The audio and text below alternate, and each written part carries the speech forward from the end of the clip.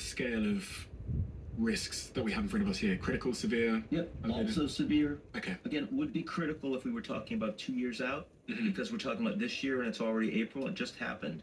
I would say severe, but my God, underappreciated.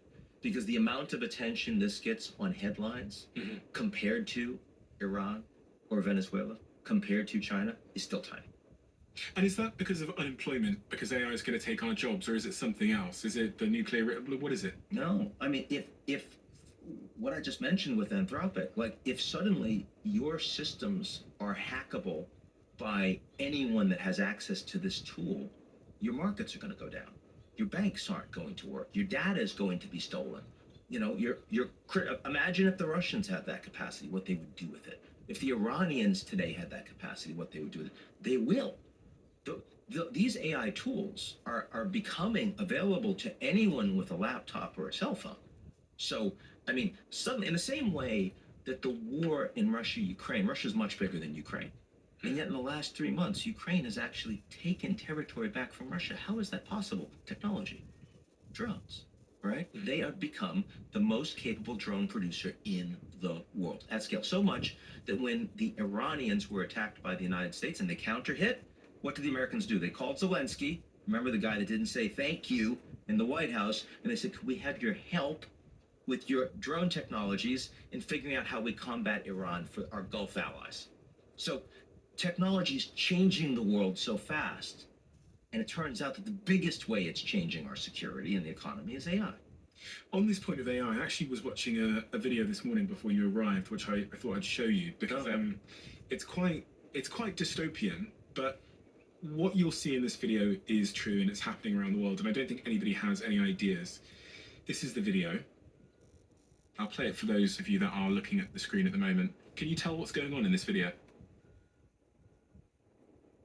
from watching it? It looks to me like the work that they are doing is being monitored real time, presumably by some external source. You're going to suggest to me that the external source that's monitoring them is not a human being, but is artificial intelligence. Yes, kind of. What's happening is a company has paid these Indian workers to wear cameras on their heads, to watch their hands, to train the AI so that the AI can do that job in the future. To remove the workers from those jobs. Yes. Yeah. So it's kind of like sitting on the branch of a tree and you yourself cutting. There's this meme I'll throw up on the screen. It's of a guy sat on the branch of a tree and he's cutting the branch himself. And what you're seeing here is because the AI companies and the robotics companies need real-world data of these jobs being done, they're now asking the workers in the factories to report themselves doing it so that they can replace them. Yeah.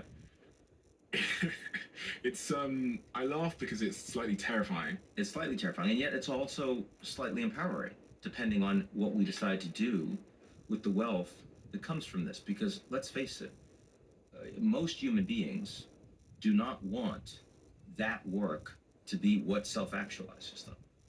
What kind of political system do you need, or social system do you need in such a world where a lot of the work that we do today is being done by these intelligent machines, and a huge amount of people don't have work? I was saying to you before we started recording, a friend of mine called me the other day, and he had a conversation with one of the most successful technologists in the world that everybody knows, and he said next year is the year where the unemployment because of AI really will take hold, and people are going to get increasingly annoyed.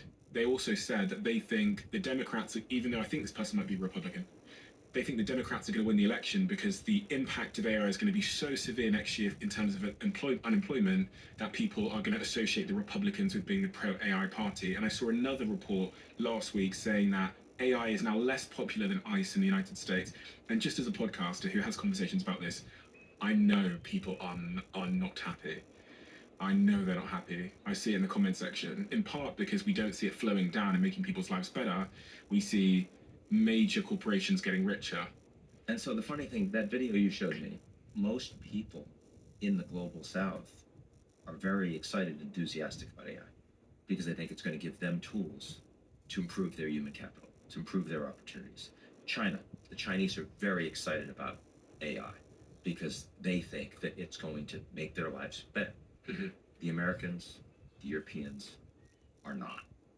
they worry that this is actually going to undermine their jobs, particularly their white collar jobs, their knowledge worker jobs. And what I think is going to happen politically, I don't agree that we're going to see massive unemployment in the US next year. I think there's going to be much more friction.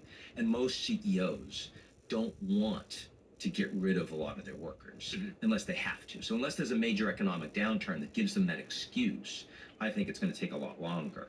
And I also think that social mobilization, longshoremen in the United States, like said, no AI, you're going to protect our jobs. And they were willing to actually demonstrate. They mobilized, and it kept AI out. There'll be a lot of, resistance that will slow this process down.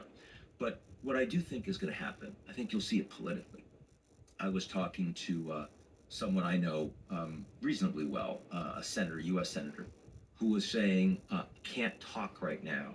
I'm a pro-technology person, pro-business person, centrist, right? Someone you and I would recognize as such. Say, I can't talk about data centers. I've never seen people, my constituents, so upset about an issue as they do about data centers. AI data center. AI, they said, no jobs, energy prices going up, water prices going up, zoning looks horrible in their neighborhoods. They're growing like topsy, huge amount of investment. Everyone hates these things. I mean, Trump in the United States won on the back of a lot of men who, many of whom had good jobs and were making good money, but they didn't necessarily have advanced degrees. And they felt like the world was moving away from them. They saw robotics and automation on their factory lines. They saw free trade and jobs going to much poorer, much less expensive labor around the world, China especially, but India, other countries. They said they saw immigrants coming in, but you're not taking care of me and my family, so why am I letting that happen? You see this in Europe too. This is the Nigel Farage movement, like lots of stuff, right? They voted Trump in, not once, but twice. Despite everything he is, everything he stands for, they voted for him. We haven't seen women with advanced degrees, urban and suburban, worried about their jobs and worried about their kids. And that wave of populism is coming absolutely in 2028. And that is, AI is a very big piece of that.